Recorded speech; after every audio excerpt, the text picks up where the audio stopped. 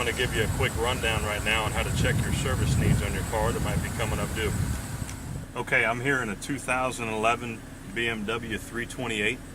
I'm going to show you how to check these two different ways, and I'll start with the first one through your turn signal stalk.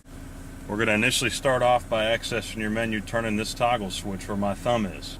Using the toggle switch on your turn signal stalk, just move it like I am with your thumb till you get to your service info screen. When we get to that screen, we're going to press the BC button on the end of the stalk. That's going to access your menu. That's going to give you the opportunity to cycle through all of your different service options that may be coming up due. First one it'll show is your oil change. On this car isn't due for another 15,000 miles. Okay, our first service indicator you'll see when you get into your menu is your oil change. And this car is showing 15,000 miles left on that. The second right here is actually a statutory emissions inspection. In Ohio, you don't need to worry about it. It'll show you a date, and we can reset that if it ever shows due.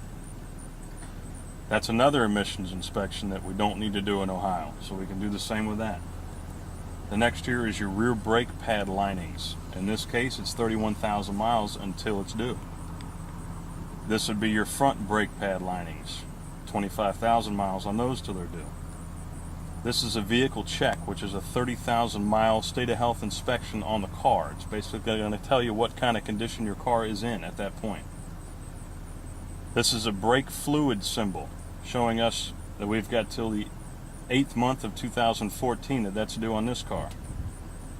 And then the last, of course, back to your oil change. Back to checking your service history or your service maintenance that you do. This is actually through the iDrive system, which some cars have. Some cars may not be equipped with it. It is optional.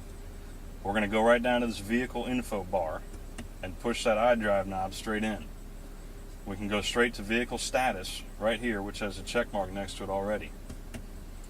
There it's going to let you check status on just about everything, from your oil level to your tire pressures to what's due on your maintenance service.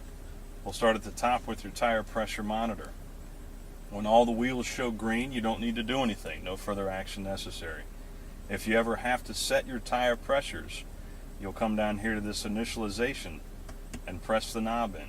It's going to ask you if you've set the tire pressures. After you've done that, we can go here to reset, and that'll reset those sensors so that it knows your tire pressures have been corrected. The last thing on here is your maintenance. It's going to tell you the identical thing that we just saw through the turn signal stalk, but it's another way of interfacing through that, as some cars don't have it through the turn signal stalk. We press that gives us our oil level. We drop down one, and that gives us our service required menu, and everything is listed in detail right here on the screen. Obviously you can see all these are okay. As they wear, they'll turn yellow, and as they become overdue, they will turn red. The last option in your vehicle status section is going to be the check control message. That's the triangle at the bottom here with the exclamation point in it.